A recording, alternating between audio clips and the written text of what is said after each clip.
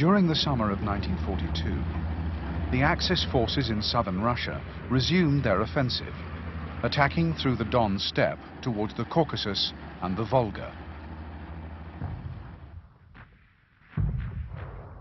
Initially, the attacks made good ground. The Soviet front, weakened by a disastrously mishandled offensive in May, buckled and then broke. But as the Axis armor and infantry poured over the plains, Soviet units, falling back in disarray, regrouped and fought a number of important delaying actions at Rostov, Voronezh, and most importantly, in the great bend of the River Don.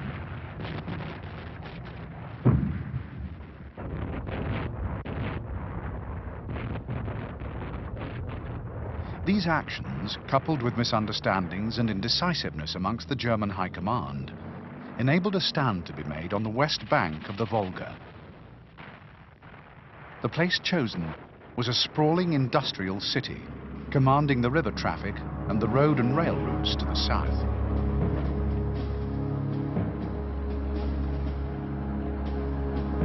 The Battle of Stalingrad was to be the decisive turning point of World War II. As the fight for the city developed, both Hitler and Stalin became locked in a contest of wills. Amid the rubble and carnage, their forces fought for streets, houses, sometimes even rooms. With the onset of winter came the Soviet counteroffensive, the destruction of the Romanian, Hungarian and Italian armies, and the encirclement of the mighty German Sixth Army.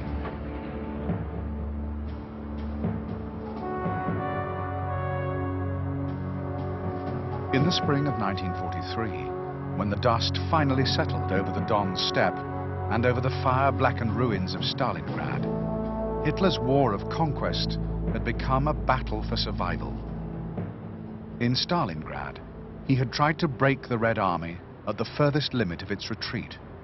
Instead, he had all but broken the Wehrmacht.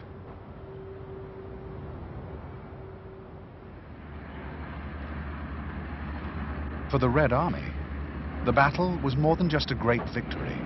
It was in every sense a turning point. Morale was restored. Officers and men enjoyed a new status and respect. And the dark cloud of failure that had dogged the army for years was dispelled. The battle also marked the beginning of the march west, the reconquest of Russia and the drive through Eastern Europe to the gates of Berlin.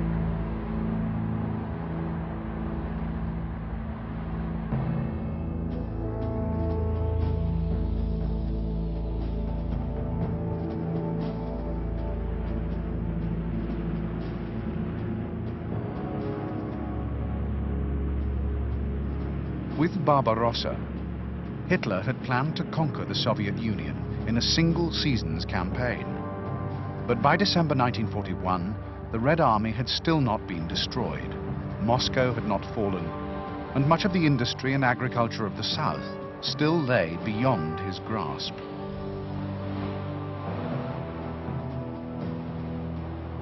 Now he faced a new and unfamiliar challenge. He had made no plans or preparations for a winter campaign, and no major offensives could be contemplated before the spring of 1942. Until then, his soldiers would have to hold the line, confronting the inevitable counterattacks, while supplies of winter clothing, ammunition, and low-temperature lubricants were hastily sent forward. When the first supply trains reached the front, they were met enthusiastically by men bowed down by acute shortages of essential supplies, by chronic immobility, and by the cold.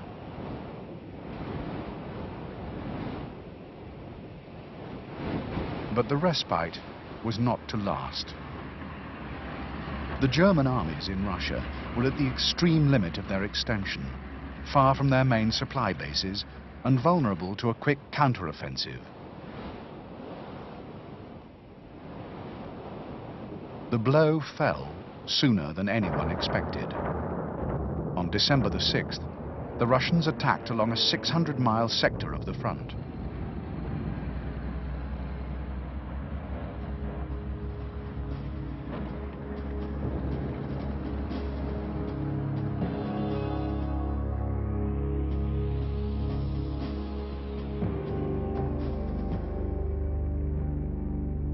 In the first phase, the Soviet aim was to pinch out the German salients west of Leningrad and to the north and south of Moscow. Under remorseless pressure, the Germans were gradually driven back. But there was no decisive breakthrough, and in January, buoyed by his early successes, Stalin ordered a general offensive. Initially, the attacks made good ground. Soviet pincers closed around Demyansk and Vyazma, and threatening attacks were made towards Smolensk and Bryansk. But despite these early successes, the Soviet offensive soon ran out of steam. By March, the Germans had recovered, stabilized their lines, and secured the neck of the Vyazma pocket.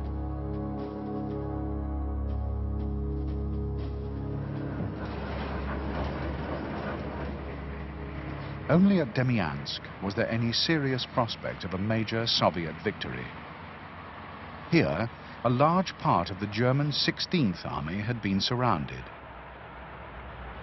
Hitler, however, would countenance no withdrawal and ordered that the 92,000 men trapped in the pocket hold their positions. For 10 weeks, the encircled forces were supplied from the air, enabling them to mount repeated attacks on all sides of the ring until, eventually, at the end of April, a land corridor was opened to the west. With the spring, both sides prepared to resume the offensive.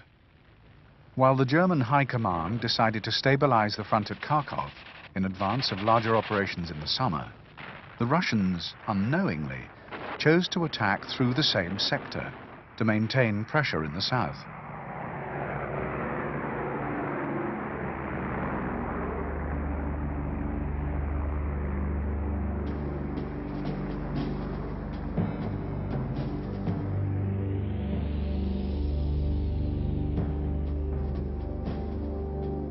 Kharkov had been occupied in October 1941 and had already seen one Soviet counterattack. This had been carried out as part of Stalin's January offensive and had left the Russians holding a vulnerable salient on the west bank of the Donets.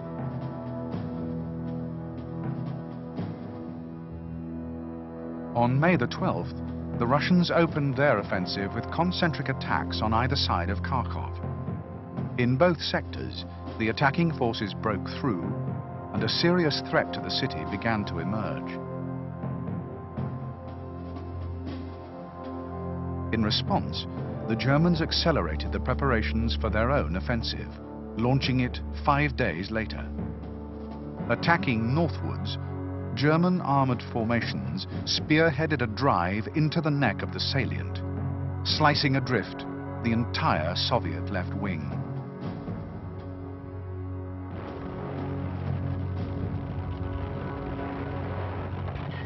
In the last days of May, the Kharkov pocket was systematically reduced. Of those encircled, only 22,000 managed to escape. 70,000 Russian soldiers lost their lives, and a further 200,000 were taken prisoner. Almost all of the Soviet equipment committed to the battle was either destroyed or abandoned.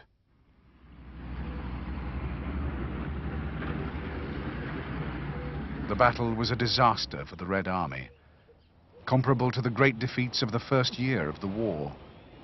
The whole of their southern wing had been shattered. Large sections of the line were now held by skeleton formations or by units cut off from their command and communications posts.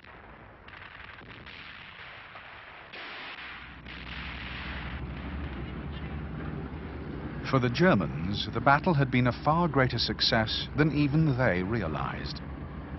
Having removed the Kharkov salient, they now stood ready to mount a further strike into the south, unaware of the extent to which the forces facing them had been fundamentally weakened.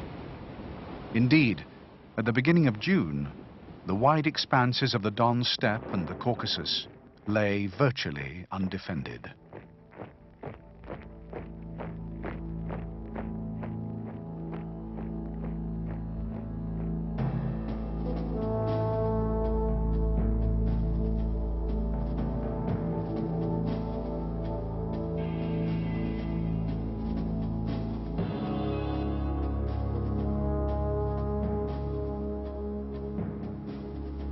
For Hitler, the conquest of Russia was an overriding priority.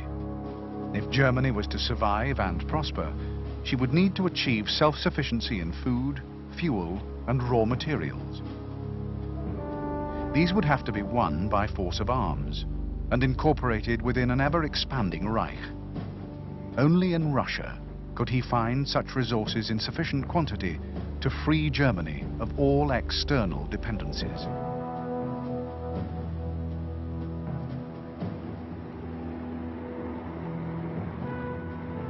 In fact, Hitler's plans for Russia flew in the face not only of all common morality, but also of common sense. Territorial conquest was to be followed by a ruthless program of Germanization, in which subject populations would be reduced to serfdom or exterminated. In much of Western Russia, where the German invaders were initially welcomed as liberators, this was to breed resentment and defiance. In the unconquered territories to the east, it merely strengthened resolve.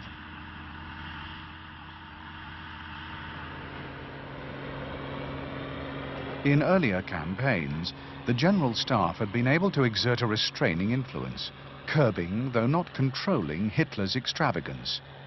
But with each great victory, their influence had declined as his confidence had soared. Convinced that his superior intuition was an adequate substitute for generalship, he increasingly interfered in operational planning and in the ongoing control and direction of campaigns.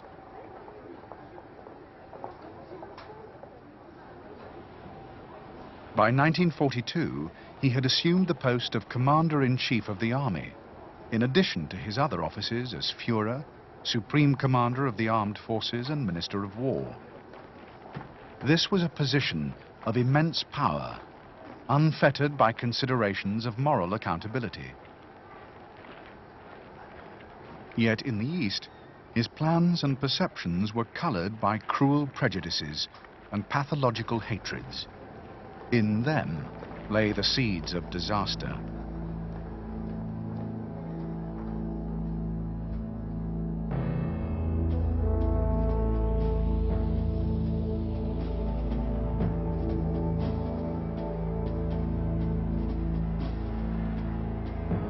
By 1928, Stalin had emerged as Lenin's heir and the undisputed master of Russia. Suspicious, vindictive and cruel, his ascendancy to power marked the beginning of a period of wholesale repression, during which the apparatus of the state would be gradually extended into every facet of Soviet society.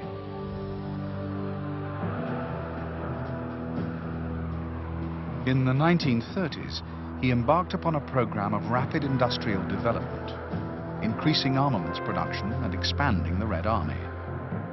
In 1937, with these processes underway, he initiated a series of purges of the Red Army's officer corps, simultaneously extending political surveillance and control of the army through the commissariat and the secret police.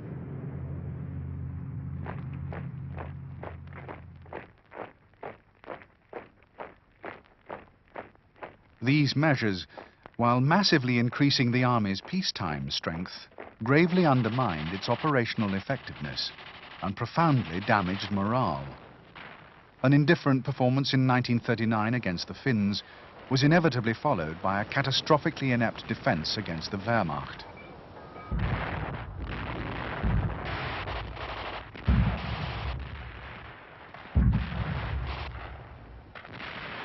In July, while German armies were slicing virtually unopposed through Western Russia, he assumed overall command of the Soviet armed forces. As supreme commander, Stalin enforced a rigid policy of no retreat, resulting in the greatest series of military disasters in history.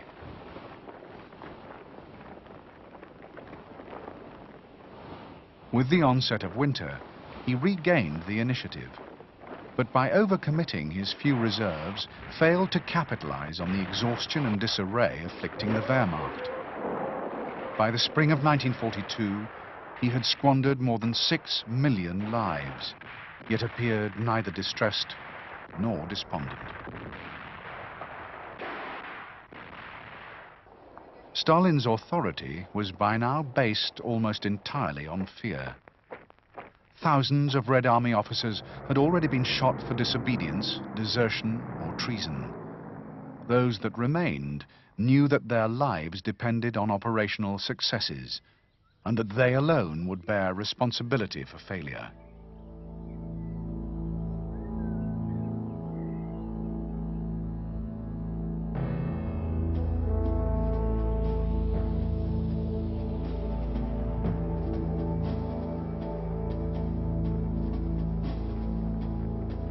Hitler's campaign in Russia had not only gravely overextended the Wehrmacht, it had placed huge strains on Germany's industry and dislocated her economy. Interim measures were taken to streamline production and ensure the continuing flow of supplies to the front. But the underlying problem remained. Germany's resources were simply inadequate to the prosecution of a long war.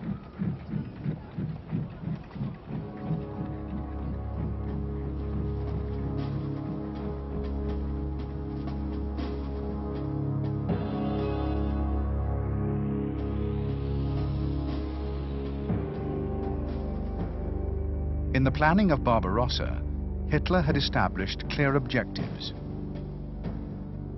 The capture of Leningrad would secure the Baltic and connect Germany to her Finnish allies. Control of the Moscow region would ensure German dominance of the road and rail infrastructure and deprive the Red Army of its communications system. But it was in the south that the great economic prizes were to be won. The grain fields of the Ukraine would be the breadbasket of the new Reich. The mineral wealth of the Donbass and the oil fields of the Caucasus would provide the necessary resources and raw materials to wage war indefinitely.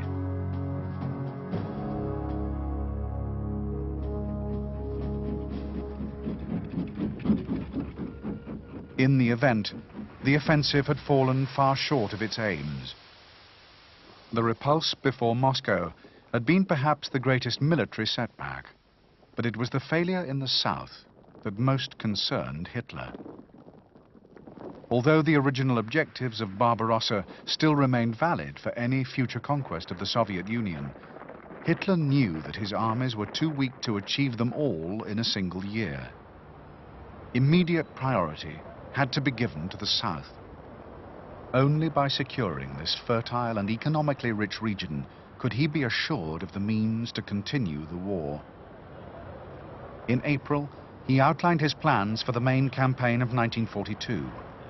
This would be codenamed Plan Blue and would take the form of a two-pronged offensive. The overall objectives of Blue would be the destruction of the Red Army's southern front, the consolidation of the Ukraine west of the Volga, and the capture of the Caucasian oil fields.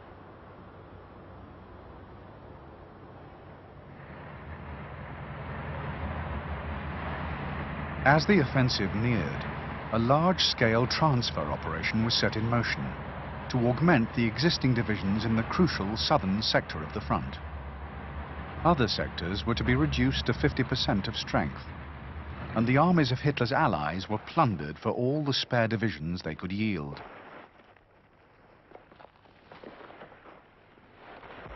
By June, 52 such divisions had been added to the order of battle in the east. These included units from Hungary, Romania, Italy, Slovakia, and even volunteers from Spain. Hitler would now have some 74 divisions available for the start of Plan Blue, 54 of them German. Of these, 9 were armoured and 7 motorised. 8 further divisions on their way to the front would act as a strategic reserve. In addition to this, more than half of the Luftwaffe's available strength in the east was to be committed to the battle. The offensive was planned to take place in 3 distinct phases, allowing the Germans to control the direction of the battle and to maximize the limited forces at their disposal.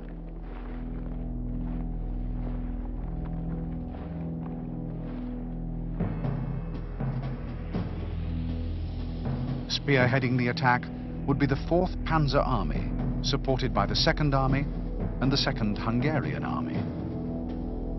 These forces would advance from the region around Kursk towards Voronezh on the Upper Don.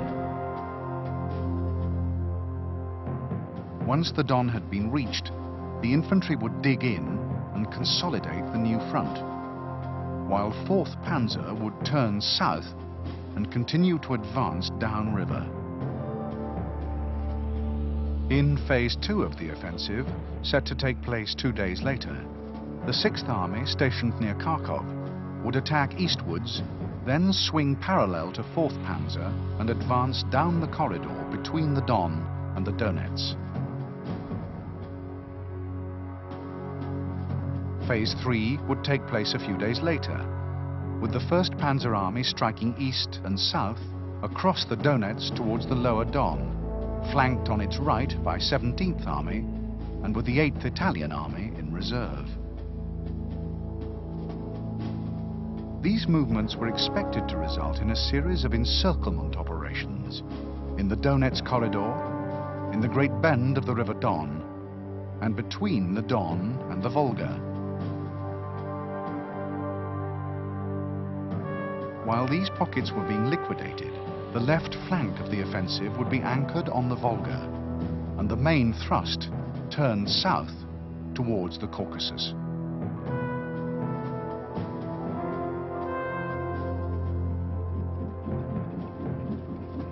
The first phase of Blue would open on the 28th of June, and in the weeks preceding the attack, supply schedules were accelerated as men and equipment were funneled into the battle zone. In all probability, this would be Hitler's last opportunity to win a decisive victory in the East. The outcome of Blue would fundamentally determine the future direction of the war.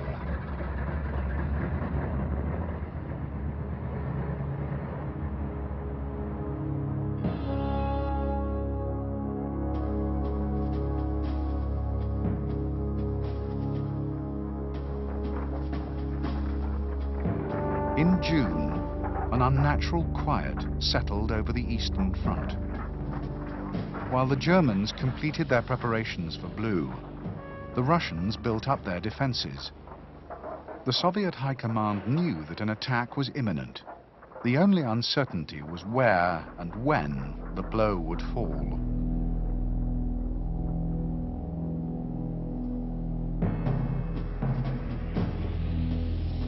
Stalin was convinced that the attack would be launched by German Army Group Center and that the overall objective would be Moscow.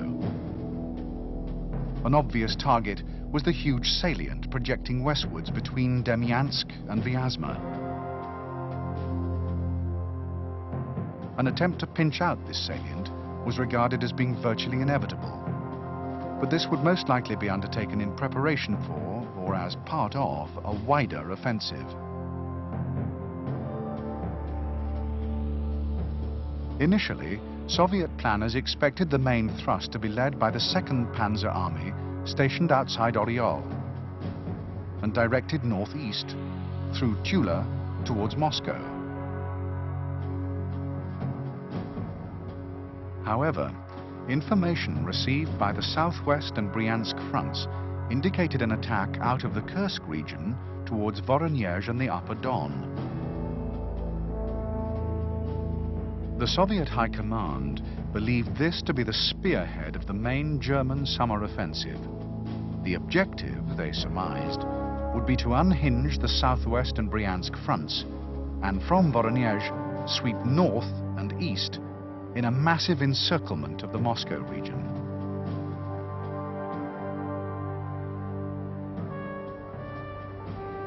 Stalin's obsession with the defense of Moscow, to the detriment of other sectors of the front, was based on political and military calculations rather than economic ones. Certainly, the Moscow region was an important center of industry, upon which the Red Army depended, but its value as the nerve center of the Soviet Union was inestimable. As well as the seat of government, it was the center of administration, of communications, and of all the higher command echelons, both of the army and of the state. In Russia, more than any other country, the concentration of power in the capital had invested it with a strategic significance out of all proportion to its economic or even military importance.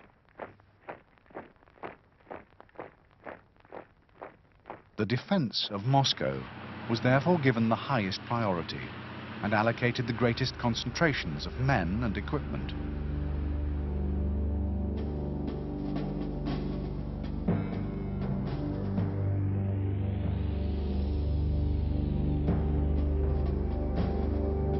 In the spring, Stalin had abandoned the system of theater commands, relying instead on the loose coordination of individual fronts, of which there were 8 facing the 3 German army groups in the east. The defense of Moscow was entrusted to 3 fronts: the northwest, Kalinin, and western fronts.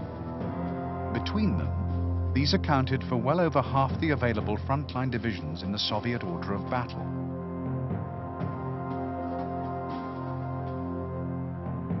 South of Moscow, facing Kursk and Oryol, the Bryansk and southwest fronts accounted for a further 20% of Russian strength. But to guard against the threat from this sector, Stalin had deployed 2 tank armies, the 3rd and the 5th, between Voronezh and the capital. West of Voronezh, 2 belts of fortifications ran south and southeast for 150 miles.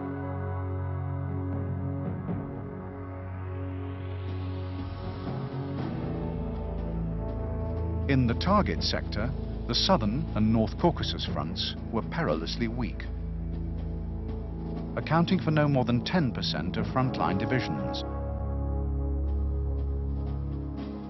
Though neglecting to reinforce this sector, Stalin had ordered fortifications to be constructed around Rostov, Stalingrad, and Saratov.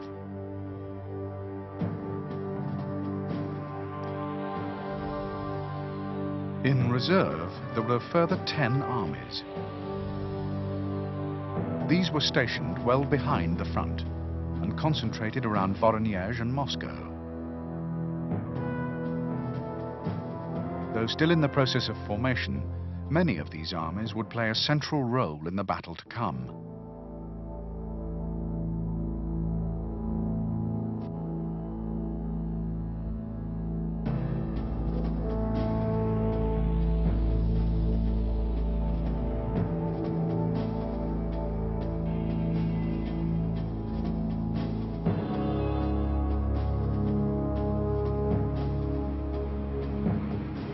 In keeping with his aristocratic Prussian origins, Fedor von Bock was an ardent nationalist and a stern disciplinarian. Promoted to the rank of Field Marshal in July 1940, he was given command of Army Group Center for the attack on Russia. As a soldier, Bock was tough and aggressive, qualities much admired by Hitler. But he was also uncommonly outspoken, a license Hitler extended only to those successful in battle. It was Bock's army group that took the main force of the winter counteroffensive, and his recommendation for a withdrawal ensured that he would be among nearly 40 senior generals dismissed for defeatism.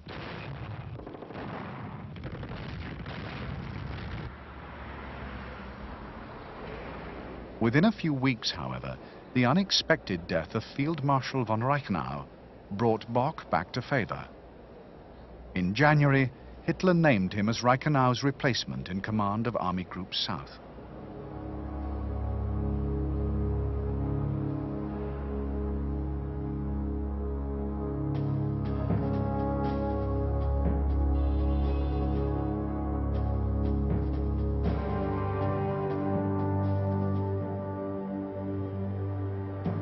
Zhukov was one of only a handful of senior officers in the Red Army to have survived the purges of the 1930s, and as a result was one of the few generals it had left with any professional experience or training.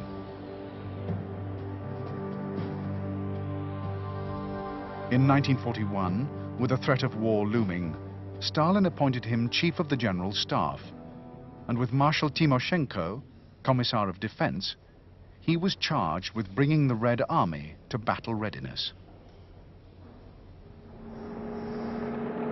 With the surprising suddenness of the attack and the terrible reverses suffered on the frontier, both men were given front commands. Both proved able. Timoshenko in the south, Zhukov in the defense of Leningrad and Moscow.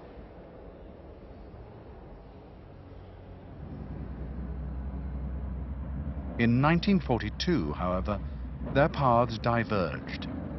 Timoshenko's fall from grace began with the disaster at Kharkov, while Zhukov, the hero of Moscow, emerged as Stalin's most favored general.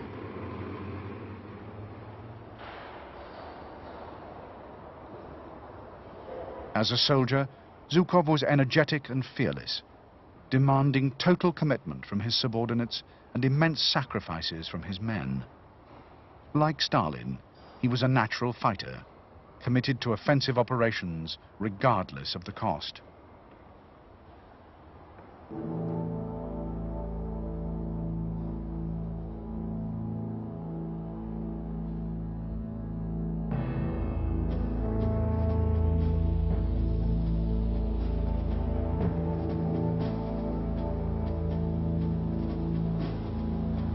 At the gates of Moscow, the Wehrmacht had suffered the first serious reverse in its hitherto relentless march of conquest. Paralyzed in the grip of one of the coldest winters on record, and buffeted by incessant counterattacks, it had been gradually driven back. Yet, although shaken, the front had held. Hitler's refusal to sanction any major withdrawals had undoubtedly prevented a general rout, and saved millions of marks worth of equipment, but at the cost of hundreds of thousands of casualties.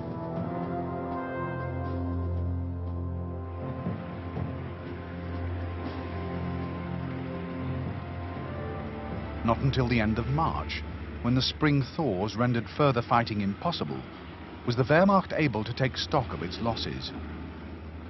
Many of the divisions that had held the most threatened sectors of the line were reduced to 1/3 of establishment.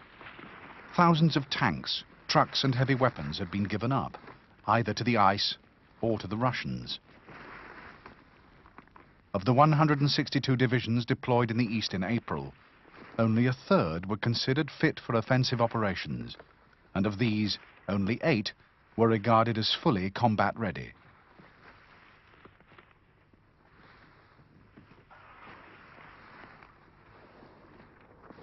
In the months preceding Blue, the divisions in the south were re-equipped and restored to operational effectiveness, with a balance of fresh recruits and transfers from other sectors. Mobility, however, remained an almost insurmountable problem. Despite its reputation as a modern, mechanized army, the infantry divisions of the Wehrmacht relied almost exclusively on horses. These were now in short supply. The depredations of the winter had reduced their numbers considerably, and replacements, when available, were not always of the best quality.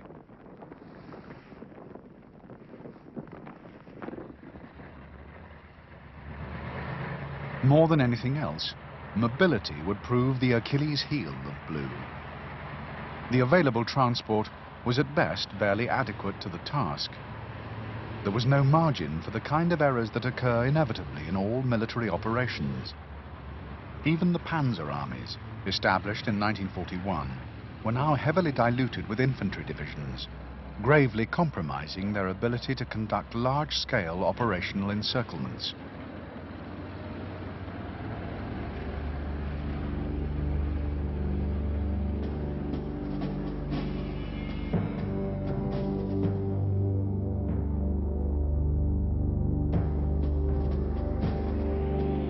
Despite its prominent role in the early Blitzkriegs, the Mark III was gradually being rendered obsolete by the appearance of larger, heavier, and more powerfully armed tanks. Although fast, reliable, and agile, it had proved impossible to outgun the model sufficiently to maintain its leading role in the panzer forces. Nevertheless, production of the Mark III continued throughout 1942, while the search for a replacement was underway. Mark III chassis, however, proved eminently suited to conversion as self-propelled guns. Dispensing with the turret enabled armor protection to be increased to as much as 80mm, and the longer recoil of heavier weapons contained within the body of the vehicle. Large concentrations of self-propelled guns and Mark III battle tanks would be essential to the success of Blue.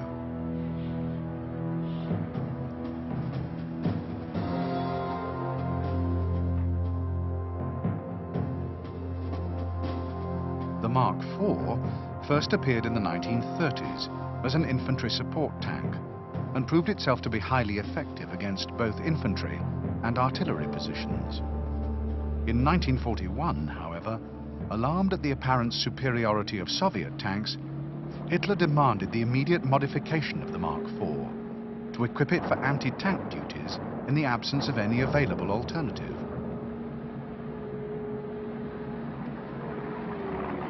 Armor protection was substantially enhanced, and the short-barreled 75mm howitzer was replaced with a longer, high-velocity anti-tank gun.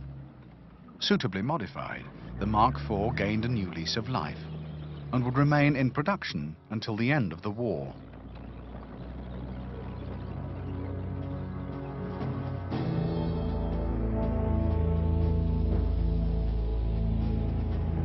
In view of the importance with which the German army invested its tank arm, it was perhaps inevitable that German anti-tank weapons would be equally well designed. Yet the gun which emerged as one of the most feared of all weapons in the German arsenal was actually designed not as an anti-tank gun, but as an anti-aircraft gun.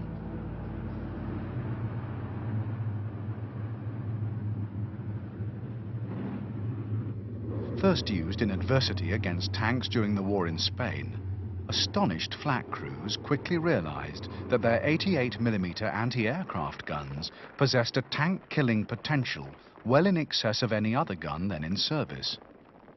The high muzzle velocity and extraordinary accuracy of the gun were perfectly suited to an anti-tank role. Indeed, so well suited that by 1940, all anti-aircraft guns were fitted with telescopic sights and all flak crews trained to engage tanks.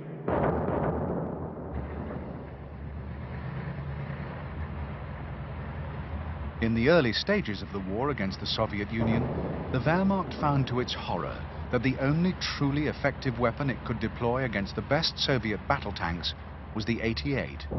Even in mid-1942, the 88 remained the Wehrmacht's main anti-tank weapon in the East. And in the build-up to Blue, every panzer division would be given its own battalion of 88s for use against tanks or aircraft.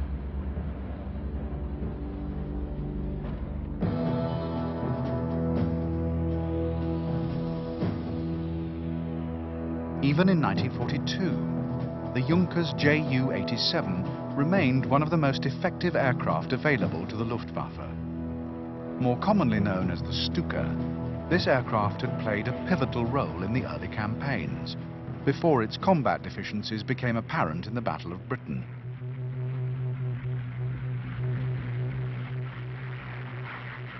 Transferred to the Eastern Front with enhanced armament and increased armor protection, it gained a new lease of life. Although still no match for single-seat fighters, In German-dominated skies, and in particular over the wide expanses of European Russia, it still retained the power to deliver paralyzing blows.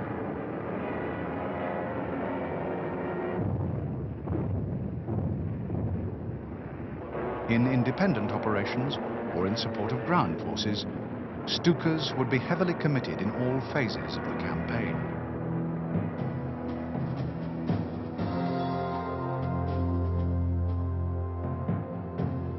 The Luftwaffe's principal frontline fighter throughout World War II was the Messerschmitt Bf-109. The F-series, introduced in the spring of 1941, incorporated a number of improvements on the aircraft that had so narrowly failed in the Battle of Britain.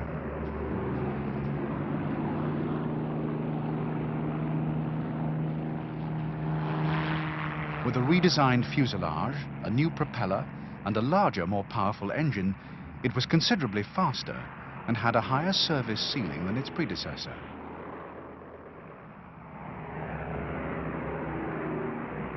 In the first year of the war in Russia, Messerschmitt pilots had racked up huge scores, partly through their own flying skill, but also because they possessed a far superior aircraft.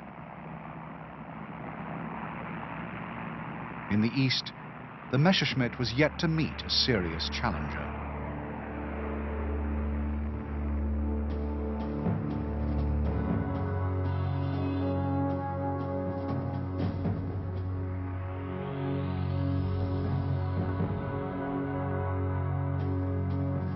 In the spring of 1942, the officers and men of the Wehrmacht had every reason to expect that their exertions would yet bring them victory. True, they were not as strong as they were in the summer of the previous year, but nor were their enemies.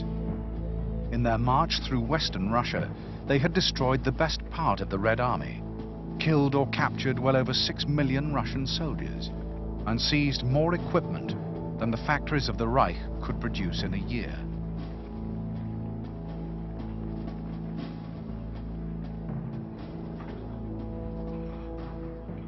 They justifiably regarded the Red Army as a shambles, tactically incompetent at all levels, and redeemed only by the raw courage of its individual soldiers. By contrast, they saw themselves as seasoned professionals. Even those facing combat for the first time did so confident in their own abilities and in those of their comrades.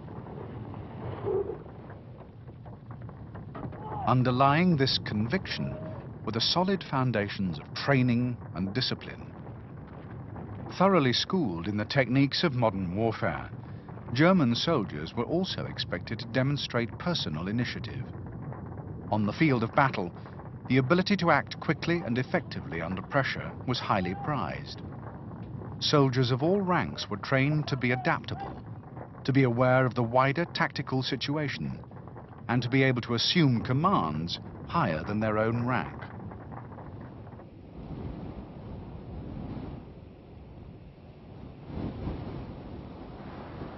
By Western standards, discipline in the German army was harsh, but much more was expected of a German soldier than had been demanded of his British or French counterparts, with all too predictable results. It was this combination of far-sighted and effective training programs, sound battlefield experience, and excellent modern equipment that had brought the Wehrmacht so close to victory in 1941.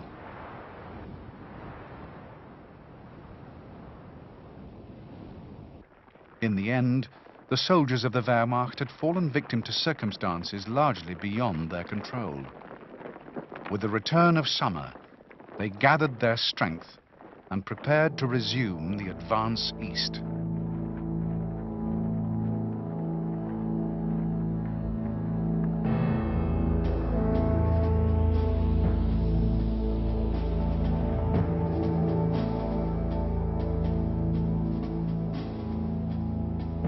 During the spring and early summer of 1942, the Red Army suffered a number of catastrophes, of which Kharkov was merely the largest and most damaging.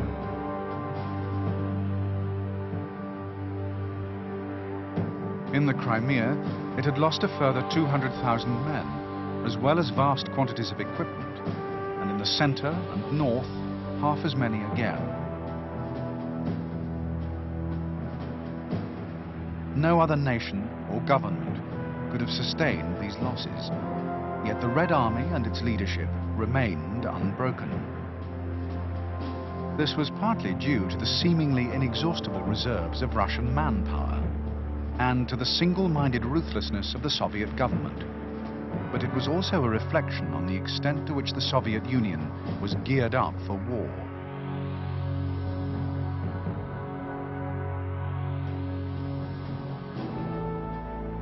In 1941, the German High Command had been shocked by the sheer size of the Red Army and by the volume of equipment captured during the first phases of the campaign. Much was obsolete, but there was ample evidence that the Russians also possessed a range of modern, highly effective weapons, and, more disturbingly, the capacity to manufacture these in quantities that Germany could never hope to match.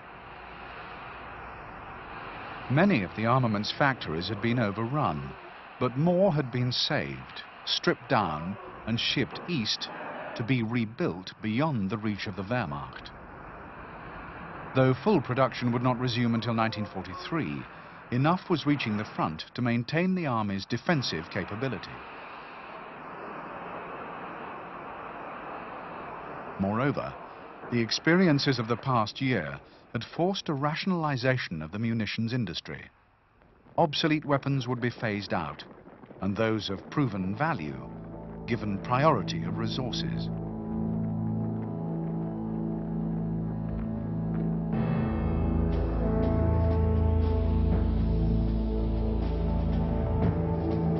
Although not often credited, Soviet tank design was, by 1940, superior even to that of Germany. Most of the work had gone into heavy tanks, and this bore fruit in the superlative KV-1.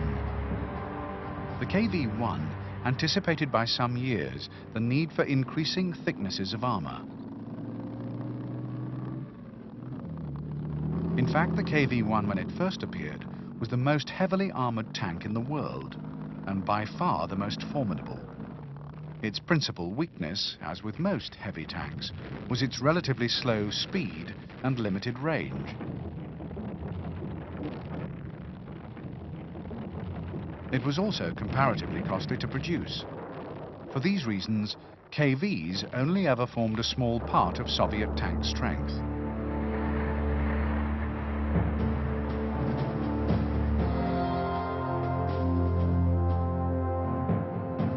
Widely acknowledged as one of the most successful tanks ever built, the T-34 achieved an outstanding balance of the three fundamentals of tank design: firepower, mobility, and protection.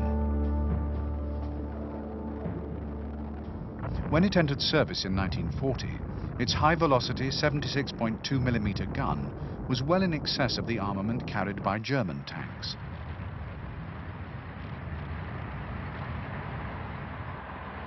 This, combined with superior armor protection, gave it a deadly advantage, which it retained well into 1942. The T-34 was also ideally suited to the climate and conditions of Soviet Russia. An exceptionally rugged suspension system and wide tracks gave it full mobility in all seasons and over all but the most impassable ground.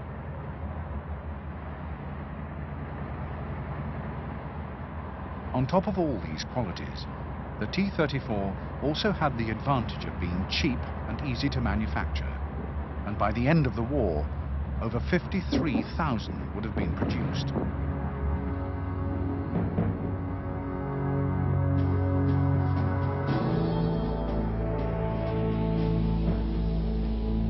More numerous than any other aircraft ever built, the Ilyushin IL-2 was one of the most successful ground attack fighters of the war. First flown in 1939, the single-seat prototype proved underpowered and underprotected. These faults were later remedied with the installation of a more powerful engine and the addition of a second crew member manning a rear machine gun.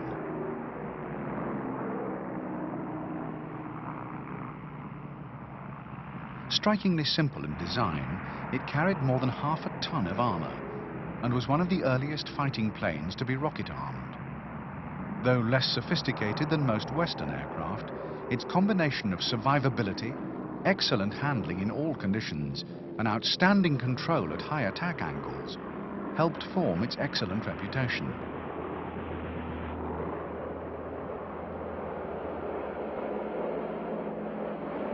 Popularly known as the Sturmovik, the IL-2 was greatly feared by the Germans and was regarded by the Red Army as one of the most important weapons in its arsenal.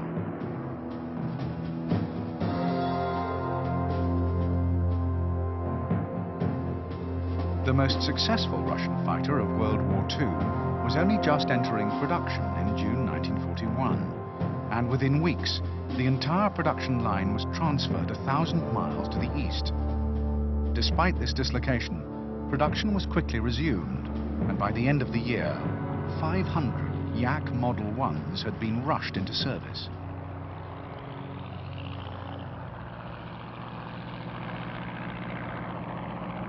Like the Ilyushin, the Yak was simplicity itself, solid, reliable, and easy to maintain. It was also to prove an outstanding fighter, particularly in its later marks. The addition of a more powerful engine resulted in the Yak 7, which replaced the Yak 1 in production from early 1942 onwards, and by the spring of that year, the Yak 9 was already in development. This incorporated increased armament, and when it entered service in August, would prove far superior to any existing German fighter.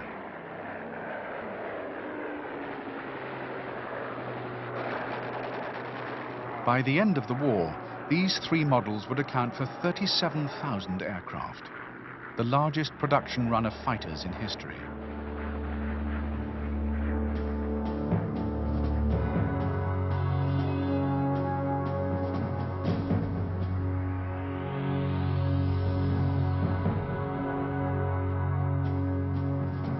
Even in 1942, although well equipped, the Red Army was still disorganized and inefficient. Virtually nothing now remained of the 1936 officer cadre. Most of those lucky enough to survive the purges of the 1930s had been killed or captured in the first year of the war against Germany. Major operations were now commanded by men with little or no military training, and in some cases, even less ability. Amongst senior officers, there was an almost complete lack of tactical subtlety, little regard for life, and an overwhelming reliance on the application of brute force.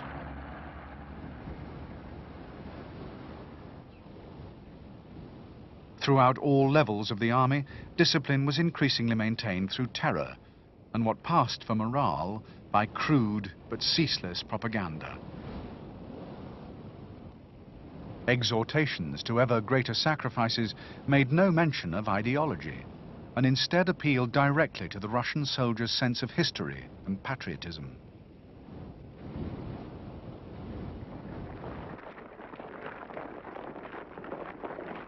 This was itself a significant turning point in the war, a tacit acknowledgement of the excesses and mistakes of the past, and a grudging recognition that the Red Army's soldiers would fight harder and longer for Mother Russia than they would for socialism. In the battles to come, they would need almost superhuman endurance. In training and tactics, they were no match for their adversaries. But amid the rubble and carnage of Stalingrad, they would achieve, with only their own resources of courage and resolve, one of the most famous victories of the war.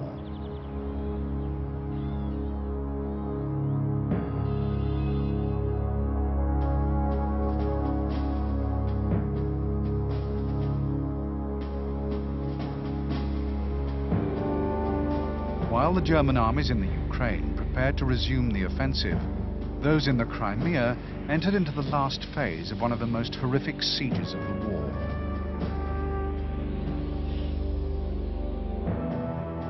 Since November of the previous year, the Soviet Black Sea port of Sevastopol had been invested by two armies. the Romanian 3rd and the German 11th. The city was a natural fortress, set amongst a tangle of rocky bluffs, ravines and steep cliffs. In 1941, its defences had been augmented by 3 lines of fortifications, and its garrison bolstered by reinforcements and by troops evacuated from the southern Ukraine.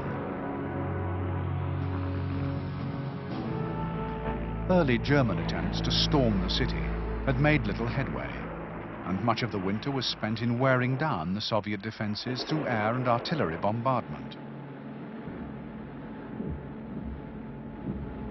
In May, the Germans completed their clearance of the eastern Crimea with the elimination of a threatening Soviet bridgehead on the Kerch Peninsula, thus enabling them to concentrate all their efforts on Sevastopol.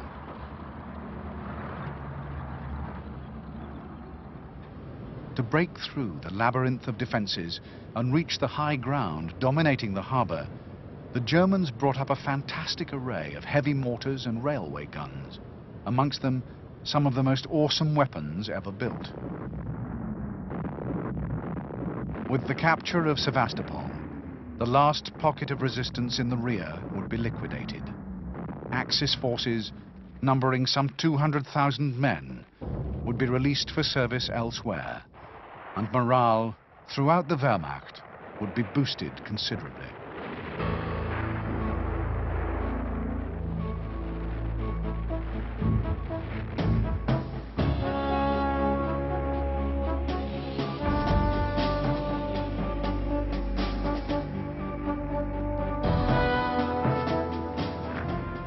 Throughout the build-up to Blue, Axis forces in the Crimea continued their brutal reduction of Sevastopol, pulverizing the city through air bombardment and almost ceaseless artillery fire.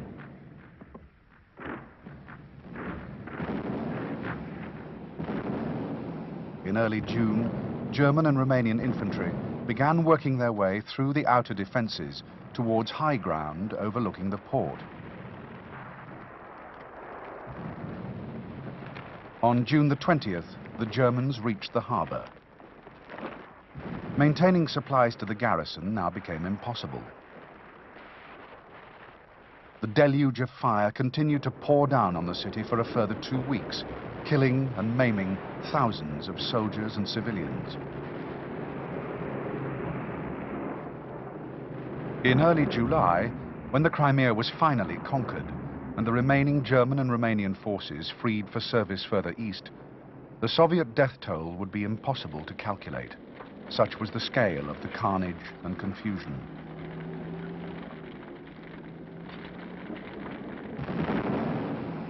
As the battle for Sevastopol drew to an end, spoiling operations were being launched against the Soviet positions east of Kharkov.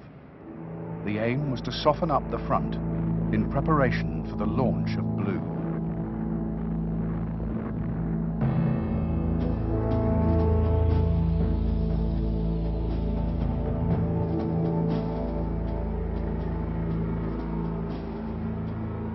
By the end of June, Hitler's preparations for Blue were complete. Along a line stretching from Oryol in the north to Taganrog on the Sea of Azov, he had amassed 74 divisions in 7 armies. Most of these had recently been strengthened, some considerably, in anticipation of the coming offensive.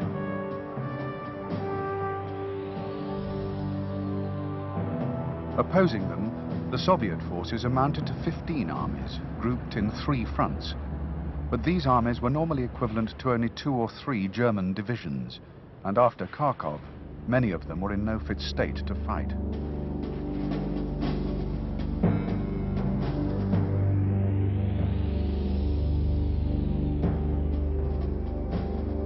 The first thrust of Plan Blue would be spearheaded by the 4th Panzer Army. This was stationed between Kursk and Oryol and was commanded by General Hermann Hott. Hott's task would be to launch the drive towards Voronezh and the Upper Don.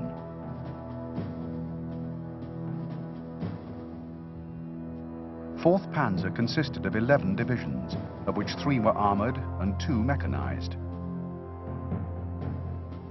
By reinforcing 4th Panzer with unmechanized infantry divisions, Hitler significantly increased its strength while compromising its speed and mobility. Supporting 4th Panzer was Army Group Weichs, a German-Hungarian force under the command of General Maximilian von Weichs. Weichs' army group consisted of his own Second Army, which he had commanded since 1940, and which now included 1 motorized infantry, 4 German and 2 Hungarian divisions, and the Hungarian Second Army with a further 4 Hungarian divisions.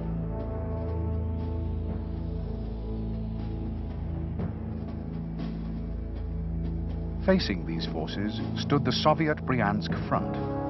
This was commanded by General Philipp Golikov and was by far the strongest of the 3 fronts.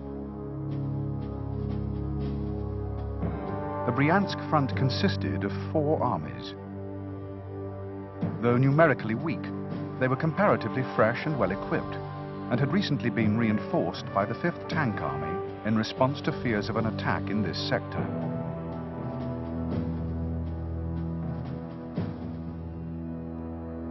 South of Kursk, the German 6th Army was assembling in the area between Kharkov and Belgorod. 6th Army was commanded by General Friedrich Paulus and had been massively reinforced in preparation for Blue. For the advance to the Middle Don, Paulus had 18 divisions, of which 2 were armored and 1 was mechanized. Most of these divisions were veteran formations and amongst the best in the German order of battle.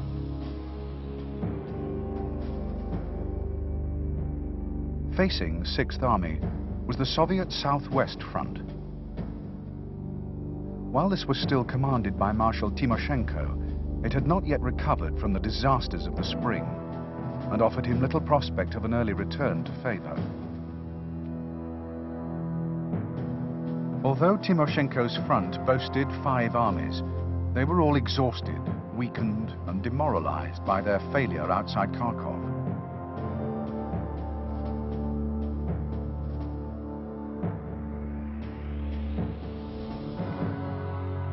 In the southern sector, the 1st Panzer Army was commanded by General Paul Ewald von Kleist.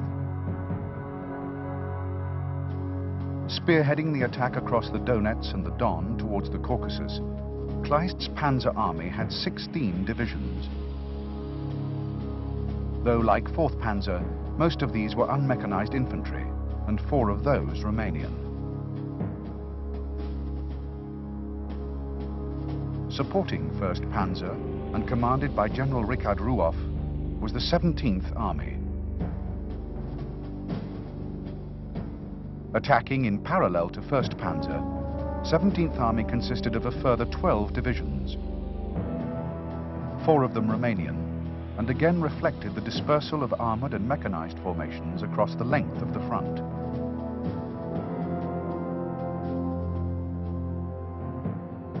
The Italian 8th Army, with its 6 ill-equipped and unreliable divisions, comprised the reserve.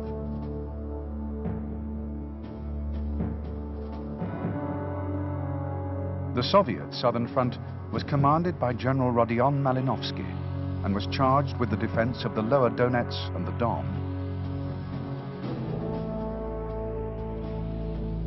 The Southern Front also consisted of 5 armies, but the front generally had suffered heavy losses in the battle for Kharkov and remained well below establishment in equipment and men.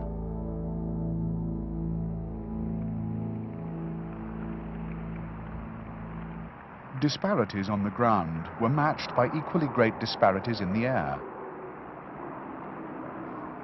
In preparation for Blue, the Germans had amassed most of their available aircraft in the south, placing them all under the operational command of the 4th Air Fleet. This would give them a high degree of coordination and concentration in the target sector.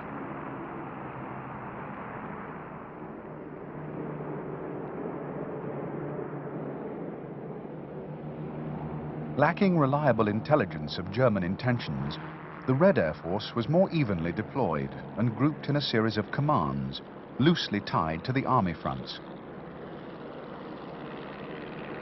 Although technical improvements and mass production had at last given it a fighting chance against the Luftwaffe, its command structure remained awkward, and its pilots still lacked confidence and skills.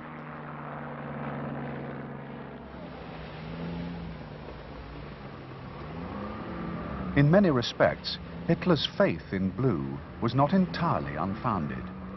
He possessed superior forces in the south and still retained the element of surprise. But he had now committed almost all his reserves.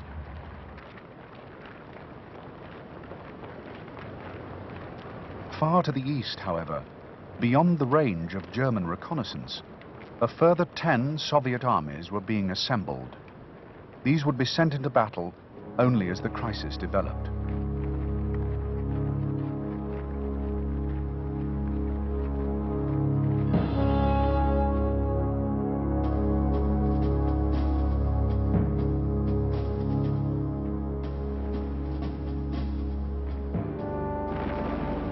Early in the morning of June the 28th, massed concentrations of German artillery announced the opening of blue.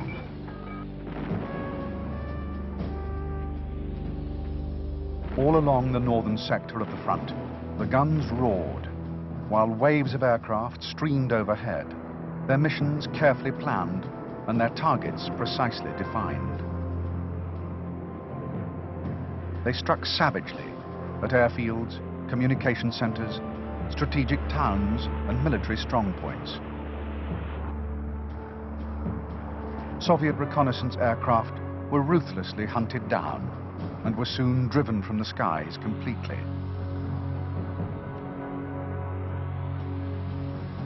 A sense of shock and confusion gripped the Bryansk front. In the 13th and 40th Army sectors, German infantry and tanks were slicing through the forward defenses, threatening to dislocate Golikov's left flank and shatter the junction between the Bryansk and southwest fronts. By mid-morning, it was clear that the attack was a major operation and that dangerous gaps were being torn in the front line. While 4th Panzer and its supporting infantry armies were scissoring into the Bryansk front, the second phase of blue was unleashed against Timoshenko's southwest front. Again, German infantry and armor crashed into 21st Army, further threatening the already perilously weak junction between Timoshenko's 21st and Golikov's 40th.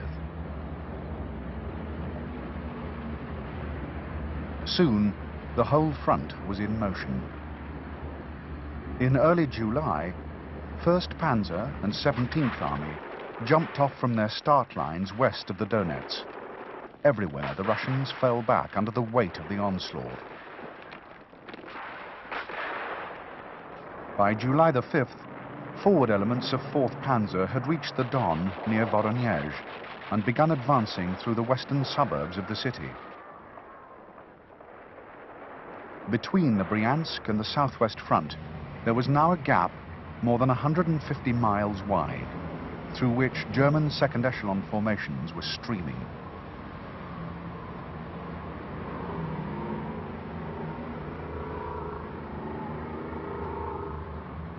Yet the Russians, for the first time in the war, were not fighting to hold hopelessly exposed positions, but retreating in reasonable order, as ponderous German pincers closed impotently on stragglers and rearguards.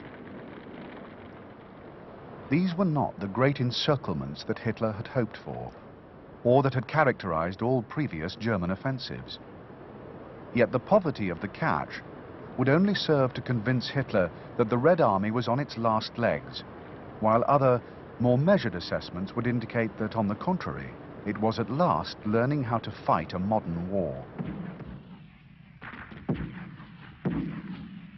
In Voronezh, the remnants of 40th Army held out for several days, while the 5th Tank Army, hastily mobilized and rushed south, mounted desperate attacks on the flanks of 4th Panzer's advance.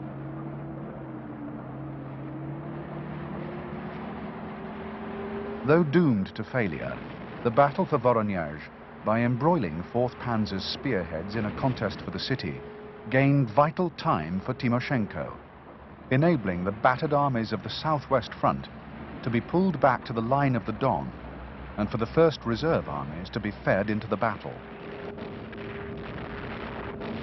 In the south, the fighting for Rostov and the Don crossings was, if anything, even more intense.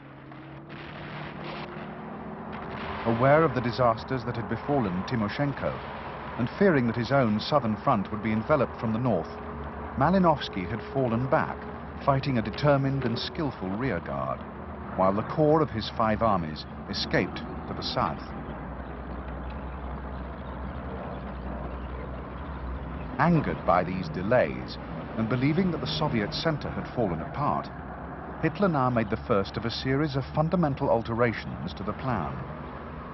4th Panzer was detached from 6th Army, along with 6th Army's own integral armored spearhead, and sent south to assist 1st Panzer force a crossing of the lower Don.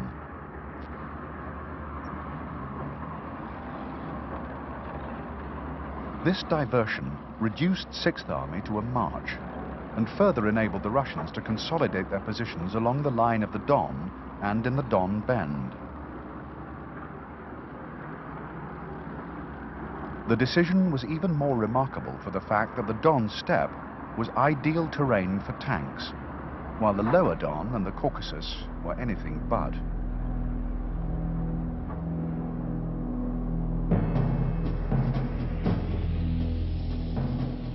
By now, both sides had reorganized their forces and reordered their priorities. The over-wieldy German Army Group South had been replaced by 2 smaller army groups. Army Group A consisted of both Panzer armies and the 17th Army, while Army Group B consisted of the 2nd Army, the 6th Army minus its Panzer arm, the Hungarian 2nd Army, and the Italian 8th Army.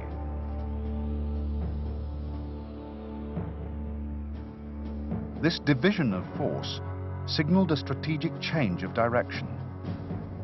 Of the 16 armored and mechanized divisions in the field, Army Group A now had 15, leaving Army Group B not only virtually bereft of mobile forces, but with a dangerously high proportion of Axis satellite divisions. Moreover, it was Army Group B that had to hold the line of the Don, seize Stalingrad on the Volga, and bear the brunt of any Soviet counteroffensive, while the 3 predominantly German armies of Army Group A struck south into the Caucasus. Facing these, there were now 4 Soviet fronts. The Bryansk front, though shorn of its left wing, held the sector east of Oryol. East of Voronezh, and holding the northern shoulder of the Don Bend, stood the Voronezh front, created by Stalin while the battle for the city was at its fiercest, and reinforced with 2 armies from the reserve.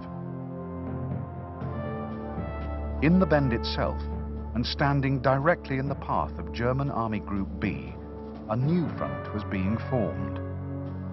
The Stalingrad front comprised 3 reserve armies along with surviving elements of Timoshenko's southwest front.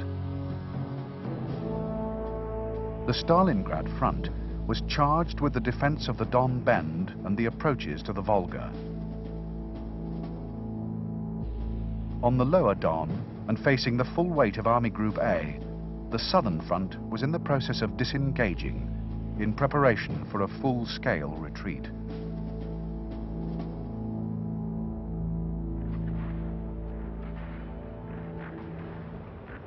When 4th Panzer reached the Don east of Rostov, the battle for the city was entering its final stages. Barricades were everywhere. The Don bridges were wired for demolition, and Soviet rearguards manned fire points on every street corner. This, like the fighting on the Upper Don and in the Donetsk corridor, was quite different from anything the Germans had previously encountered in their drive through Russia. This was a fighting retreat, cleverly organized, and conducted with skill and determination.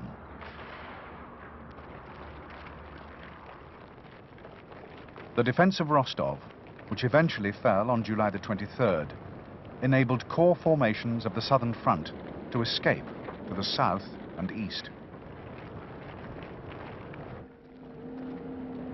With the Don crossings secured and the eastward march of 6th Army now flagging in the stifling heat of high summer, Hitler again altered his dispositions, detaching 2 armoured and 3 mechanized divisions from 4th Panzer to assist Paulus in the Don Bend, and then ordering the infantry rump of 4th Panzer with its single remaining armoured division to turn northeast and attack across the Don steppe towards the Volga. While the panzers raced backwards and forwards across the steppe, and the German infantry marched and fought over the drab plains of southern Russia, the Soviet forces in the Don Bend were reinforcing and preparing their defences. Unknown to Hitler, Stalin had ordered no further retreat in the east. The Red Army was to stand and fight. If it fell back from the Don, it would not fall back beyond the Volga.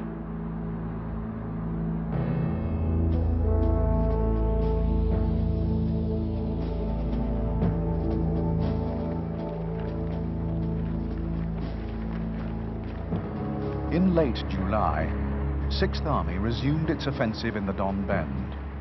Armoured spearheads were driven into the flanks of the Soviet front, while the infantry maintained steady pressure in the centre. In the northern sector, the attacks made good progress. Armoured and mechanized forces broke through the Russian defences and began cutting their way southeast towards Kalach. On the lower Don, 6th Army's southern pincer smashed into the junction of the 62nd and 64th Armies. The fighting in the Don Bend persisted through the first 3 weeks of August. While 6th Army hacked its way east, 4th Panzer advanced steadily northwards, rolling back the front into the isthmus between the Don and the Volga.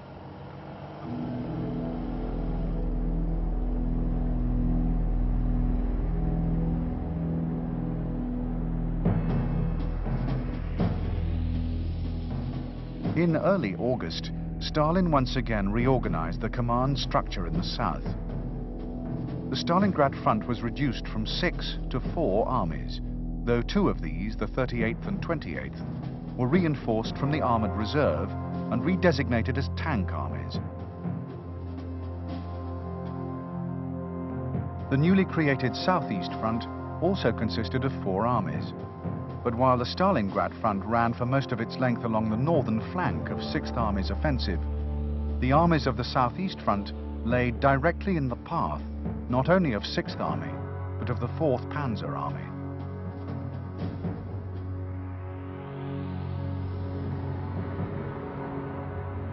By August the 10th, Paulus had largely completed the clearance of the Don Bend directly west of Stalingrad. But in the northern sector, the Russians still held a number of important positions on the west bank. These proved almost impossible to pinch out and served to further delay Paulus's advance east. For Hitler, the drive to the Volga was taking far longer than he had originally anticipated and was becoming a cause for serious concern amongst the German High Command.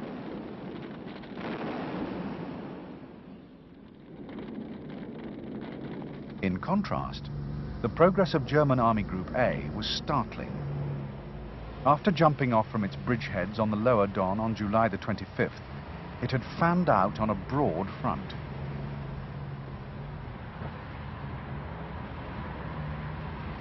While the 17th Army swung west towards the Black Sea, the 1st Panzer Army attacked to the south and east, sweeping through country largely abandoned by the Russians.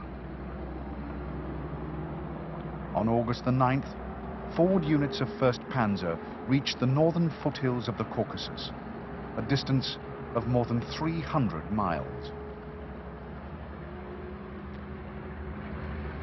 In the Don Bend, however, there was furious activity. While the fighting in the north continued, German assault troops prepared to storm the river at its closest conjunction with the Volga. The operation, originally scheduled for August the 19th, was postponed for a further 2 days and finally launched on August the 21st, along a frontage of some 20 miles.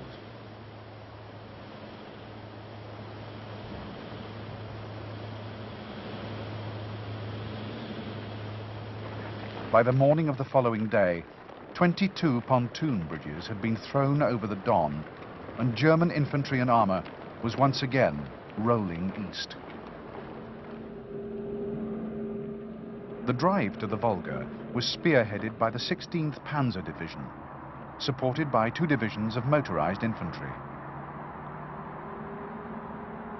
These attacked in echelon out of the Don bridgehead on August the 23rd, driving at full speed over the remaining 36 miles of steppe.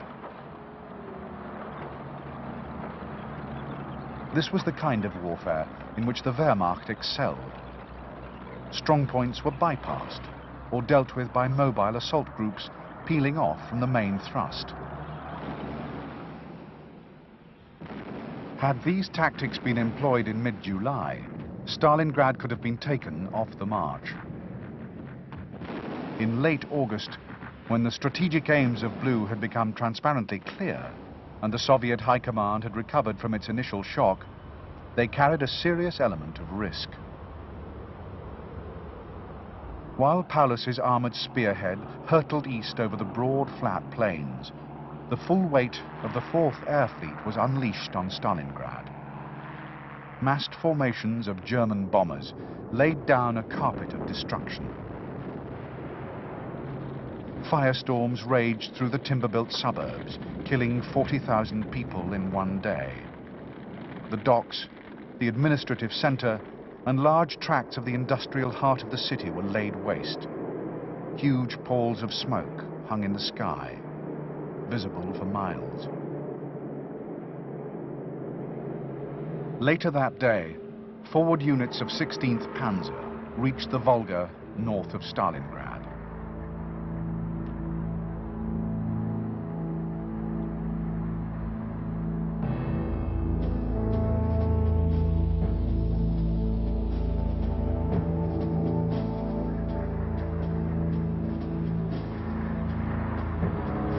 In its drive to the Volga, 16th Panzer had sliced away the southeast front from the Stalingrad front. But in so doing, it had become dangerously exposed. In its wake, the motorized infantry formations had encountered stiffening resistance and had failed to keep pace with the armor. With its back to the Volga and with stocks of fuel and ammunition running low, 16th Panzer was now isolated.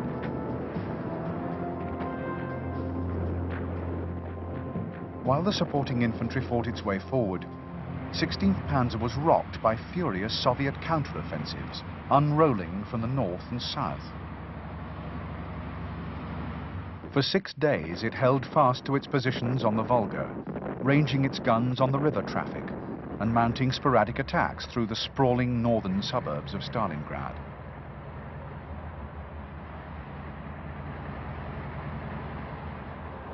Overhead, the Luftwaffe continued its campaign of slaughter and destruction.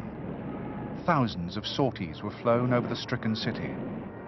The anti-aircraft defenses were overwhelmed, and Soviet fighters swept from the sky. With remorseless logic, Stalingrad on the Volga, once a famous citadel of the Tsars and the gateway to Asia, was being slowly pounded into rubble.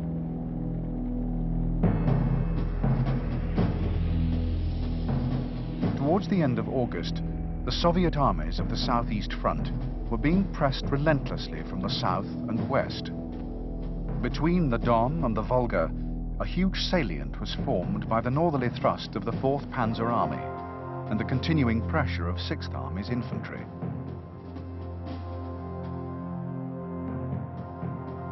The Soviet left flank was held by the 57th and 51st Armies, and was safely anchored along a line of saltwater lakes.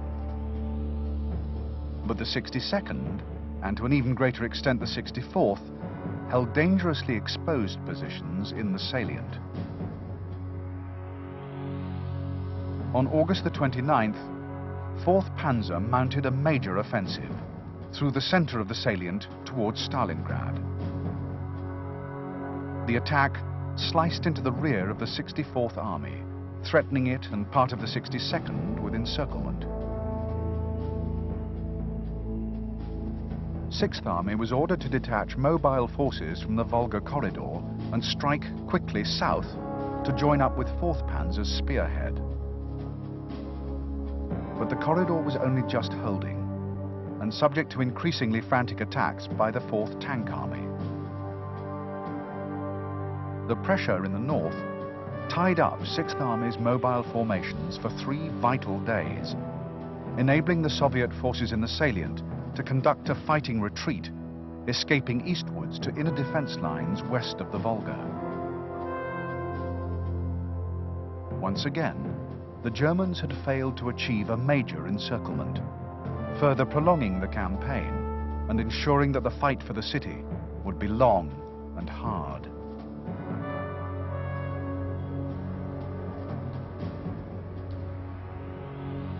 At the end of August, General Zhukov assumed overall command of the Soviet forces in the south. Zhukov's task was to coordinate the various front commands, organize the defense of Stalingrad, and maintain pressure on 6th Army's vulnerable left flank.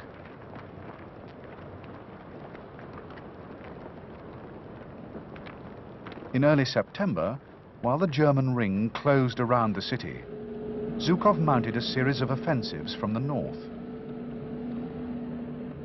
Though failing to break through the German cordon, the attacks helped to hinder 6th Army's advance by diverting attention and forces from the center to the periphery. Meanwhile, Soviet reserves continued to flow south, some to reinforce the 62nd Army in Stalingrad, but many more to bolster the flanks and to provide Zhukov with the necessary strength and flexibility to mount local counterattacks.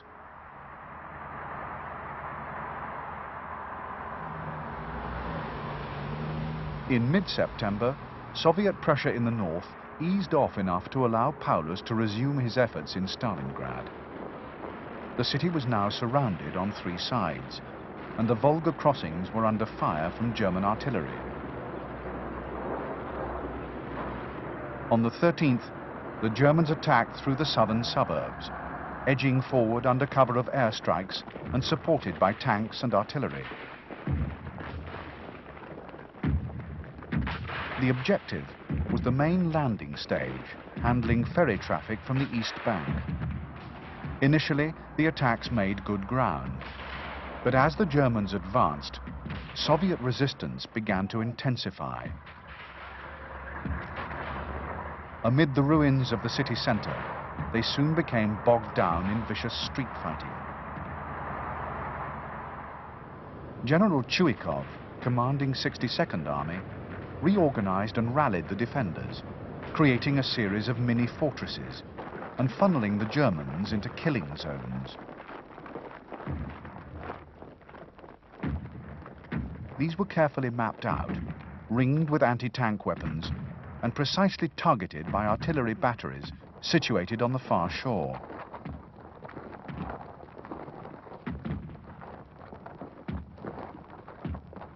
Gradually, the Germans fought their way forward, pressing in now from the north as well as the south. Some isolated strongpoints held out for days, others changed hands several times.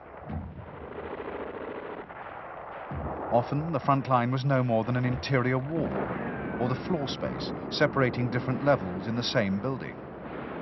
Gains were measured in yards, weighed against the cost in casualties, and held on to desperately in the face of almost suicidal Soviet counterattacks.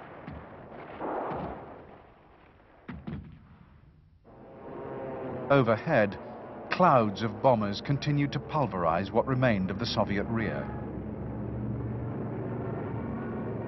Hardly a single building now remained intact.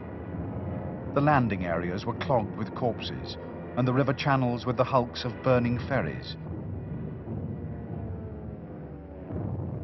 Yet somehow or other, in small groups, Soviet reinforcements continued to get through.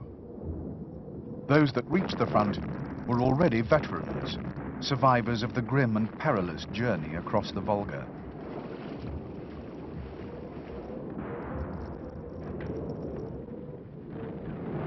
Stalingrad had become a place of horror, a vortex of fire and noise. Small arms clattered incessantly, punctuated only by the rumble of artillery, the whine and thud of ordnance, and the deafening crash of bombs. The fighting grew more intense, more personal, and more savage. Even the drains and sewers became the setting for small, murderous clashes between heavily armed infiltration groups. In a series of such brutal encounters, headlong assaults and slow, grinding offensives, the Germans gradually fought their way through the city centre towards the Volga. At the end of September, the Germans switched the main focus of their offensive from the southern and central sectors of Stalingrad to the factory district in the north. 3 great complexes dominated the skyline: the Red October, barricades, and tractor factories. These massive concrete fortresses reared up out of a sea of rubble, many of their workshops still turning out tanks, guns, and ammunition for the front. With the main landing stage and most of the city centre now in German hands, these strongholds comprised the last major pocket of Soviet resistance.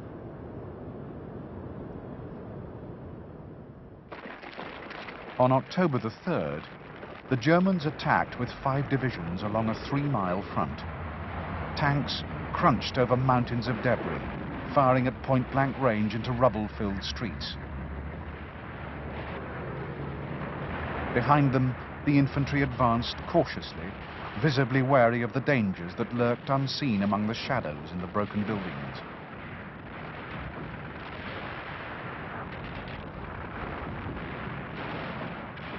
As it had in the south, the German offensive in the north soon began to flag.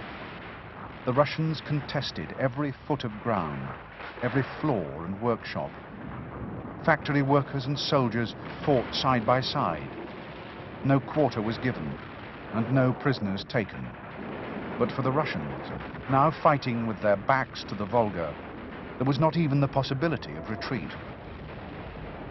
Fresh reserves were brought up by both sides, and the fighting flared and raged among the craters and ruins.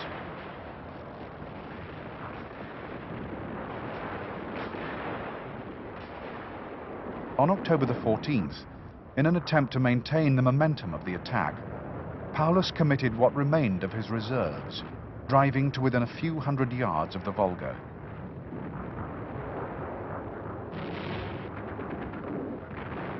The Germans now controlled 90% of the city, but the Russians still held a tenuous bridgehead, for which it seemed they were quite prepared to sacrifice their lives.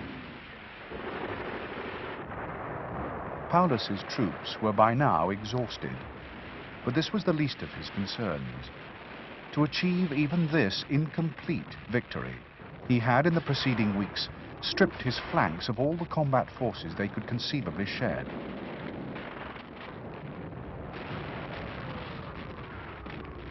He had lied to Hitler, grossly exaggerating the size of the force he faced in Stalingrad.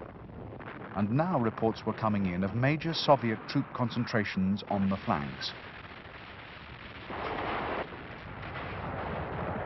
Added to this, the first frosts of winter had arrived earlier than expected. Cold winds blew in from the east, and flecks of snow had begun to pepper the rubble, the charred timbers, and the grey uniforms of his men.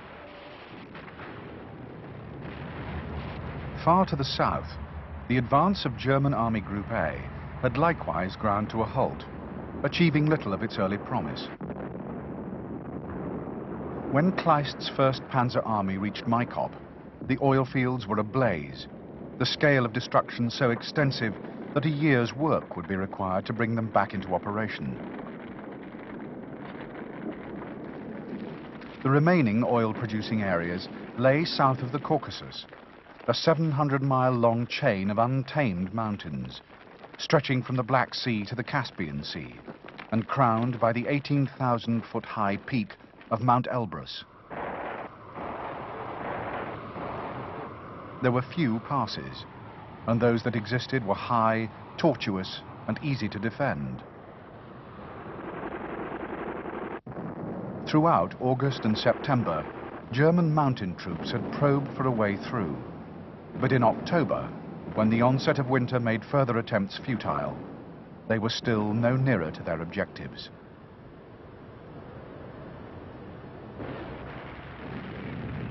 While 62nd Army drew the Germans ever deeper into the cauldron of Stalingrad, Zhukov was secretly assembling forces in preparation for his own offensive. Initially, the plan had been drawn up in response to Stalin's incessant demands for diversionary attacks against 6th Army's flanks. But as the battle for the city intensified and these flanks became increasingly strained, the plan grew steadily in scope and ambition.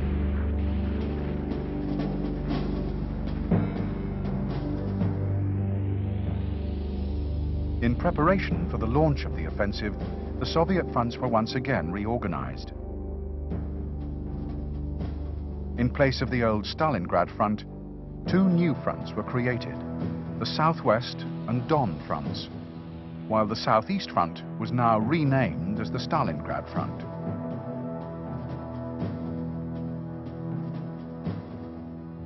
The offensive was scheduled to be launched in 2 stages.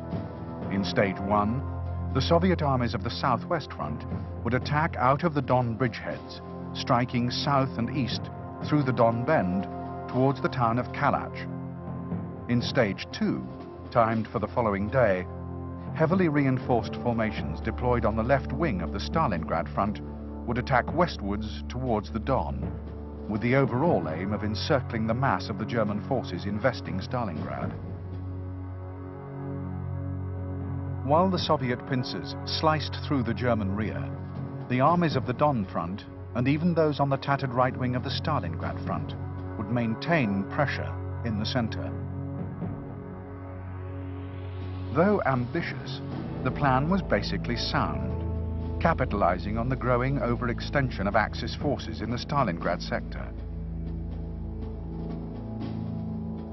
Most of the German 6th Army and all of the 4th Panzer Army were now concentrated between the Don and the Volga, leaving the flanks weakly held by 4 unreliable and under strength Axis satellite armies.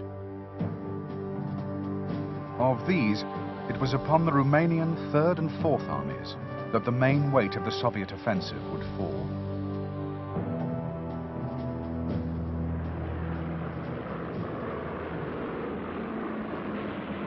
Throughout October and early November, while the Russians completed their build-up on the ground, the Red Air Force was gradually winning the battle for mastery in the air. At first, Soviet air operations in the Stalingrad sector had been confined to the hours of darkness or to localized raids. But as more and better aircraft became available, the raiding strategy was discarded in favor of one of all-out offense.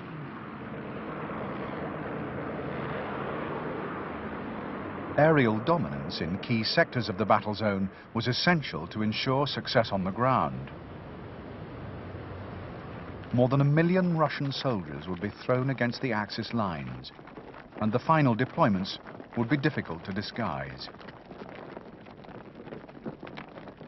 German reconnaissance efforts had to be frustrated, and as the attack got underway, Soviet breakthrough forces would need to be given adequate fighter cover and tactical air support.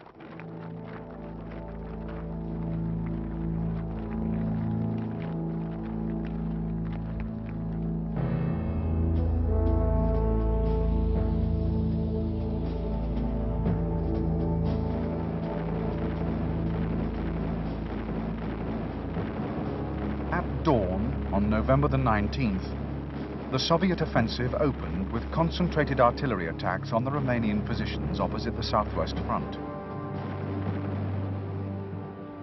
The barrage was devastating. In the preceding days, thousands of guns, mortars, and Katyusha rocket launchers had been secretly assembled in narrow breakthrough sectors. In a crescendo of fire, the Romanian lines were torn apart, trenches obliterated, and bunkers and pillboxes demolished. By midday, the Romanian Third Army had been pushed aside, and Soviet tanks and infantry were swarming over the plains.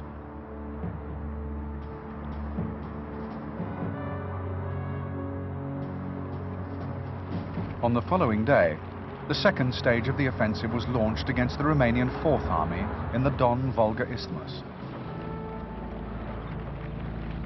Once again, the great swirling mass of Soviet armor and infantry overwhelmed the defense. Russian cavalry streamed through the gaps.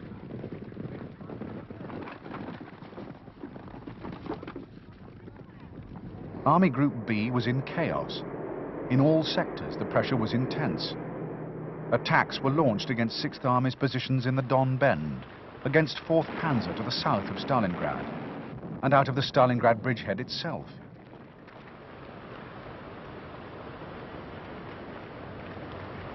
Assailed on all sides and harassed from the air, the German forces in the Stalingrad sector were unable to react in time to stem the flood.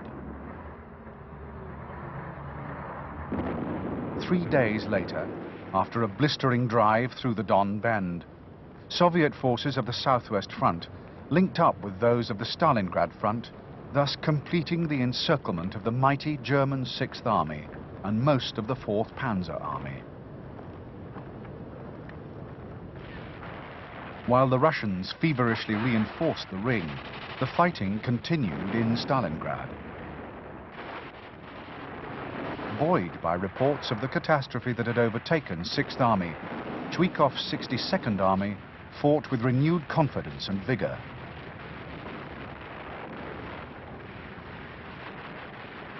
At last there was hope, not merely of relief, but of a heroic and crushing victory against all the odds.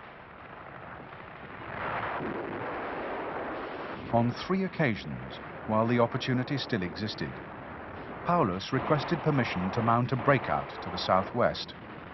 On each occasion, his request was denied.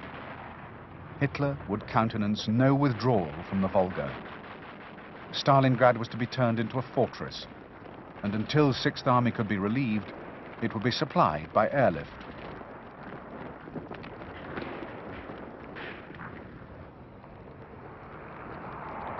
From the outset, the air supply of 6th Army fell far short of even the most minimal requirements. Of the 500 tons a day promised to Paulus, less than 100 were actually getting through. Stocks of food, ammunition and fuel gradually dwindled, rendering 6th Army increasingly immobile and defenseless. Unless the situation improved, the 300,000 German and Romanian troops trapped in the pocket would be slowly starved into submission.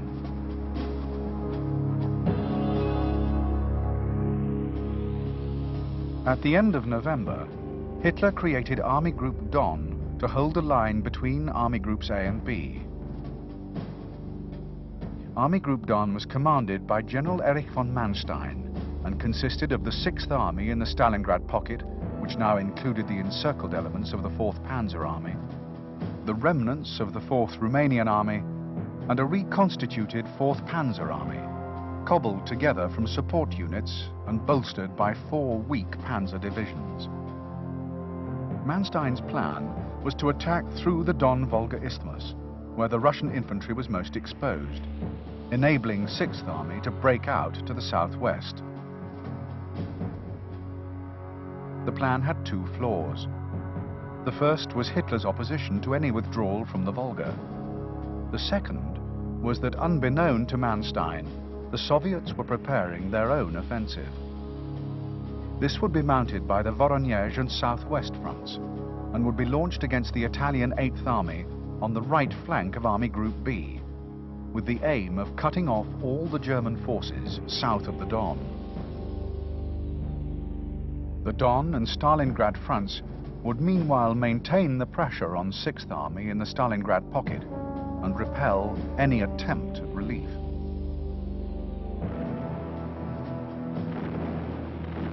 Despite careful planning and tactical support from the Luftwaffe, Manstein's relief offensive had little real prospect of success. With only 2 armoured divisions committed to the attack, there was no possibility of forcing a permanent corridor across the 60 miles of snow-covered steppe to Stalingrad. At best, Manstein's forces could press only part of the way, harass and disorganize the Soviet forces in the ring, and provide one last opportunity for 6th Army to break out.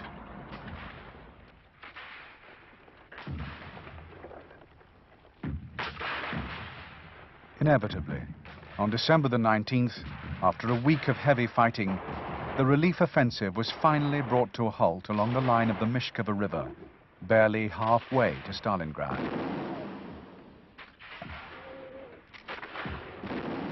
For a further 5 days, the Germans held these forward positions in the forlorn hope that Paulus would defy Hitler's express command and order 6th Army to attempt a breakout. For Army Group Don, the situation was growing more perilous by the day. On December the 16th, the Russians had sliced through the Italian 8th Army, decimating 5 of its divisions and throwing the rest into panic. There was now a gap, some 90 miles wide, between Army Groups B and Don. On Christmas Eve, the relief forces in the Don-Volga Isthmus began withdrawing from their forward positions on the Mishkova River. Simultaneously, Army Group A was secretly preparing to abandon the Caucasus. The fate of 6th Army was now inescapable.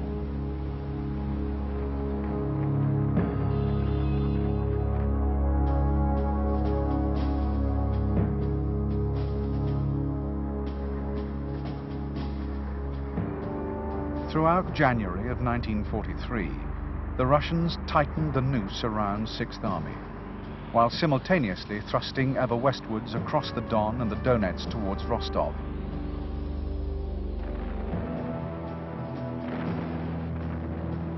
On January the 12th, the storm broke over the Hungarian 2nd Army on the Upper Don. The destruction of the Axis satellite armies in Russia was now complete. While Soviet armor rolled through the Donetsk corridor towards Kharkov, the Germans rushed frantically to seal the gaps and stabilize the line. Everything won over the course of Blue was being rapidly abandoned. Only 6th Army remained in position, but utterly surrounded and increasingly isolated in the ruins of Stalingrad.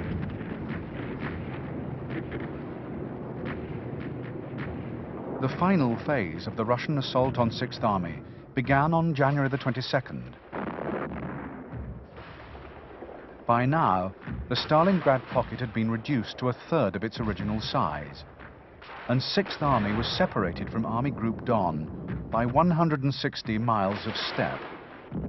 That day, the Russians overran the last serviceable airfield available to Paulus.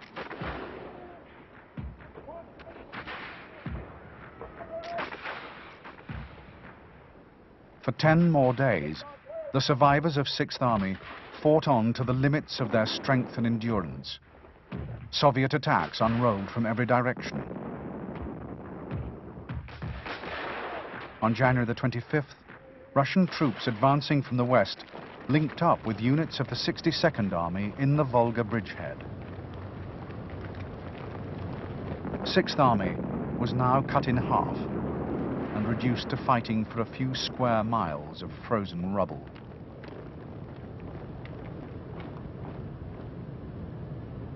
On January the 31st, The Battle of Stalingrad ended for General Paulus, only that day promoted to Field Marshal by Hitler. He had, as he had been ordered, held out until the last possible moment, surrendering only when the Russians reached the door of his headquarters. The capitulation of Paulus brought the fighting in the southern enclave to an end, but in the northern enclave, the killing went on for a further 2 days.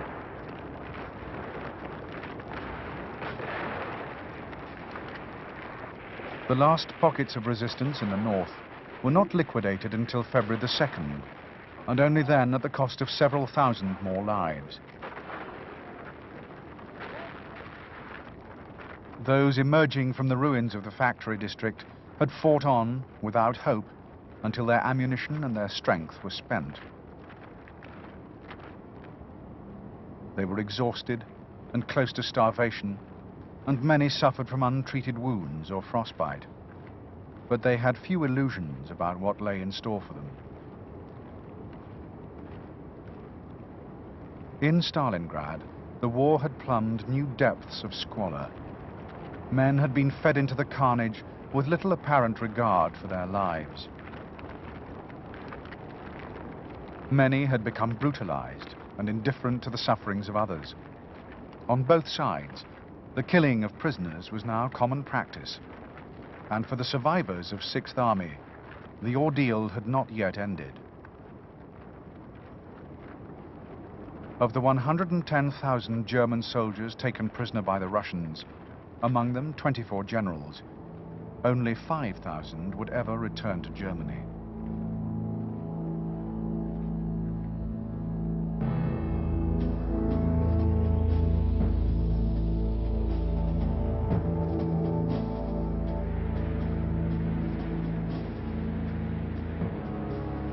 Defeat at Stalingrad was a catastrophe for the Wehrmacht. 20 German divisions were wiped from the order of battle, and many more gravely weakened. 6th Army was destroyed utterly, and with it, 6 months' production of the war factories of the Reich. In addition, the armies of Italy, Hungary, and Romania had either been demolished or driven in rout from the battlefield, and all the lands east and south of the Don had been abandoned to the Russians. West of the Don, the German withdrawal continued through the first months of 1943. Army Group A was extricated from the Caucasus, and Army Group B was pulled back over the Donets. Kharkov was abandoned, and then recaptured in a brilliantly executed counteroffensive. But this was to be the Wehrmacht's last significant victory in the East.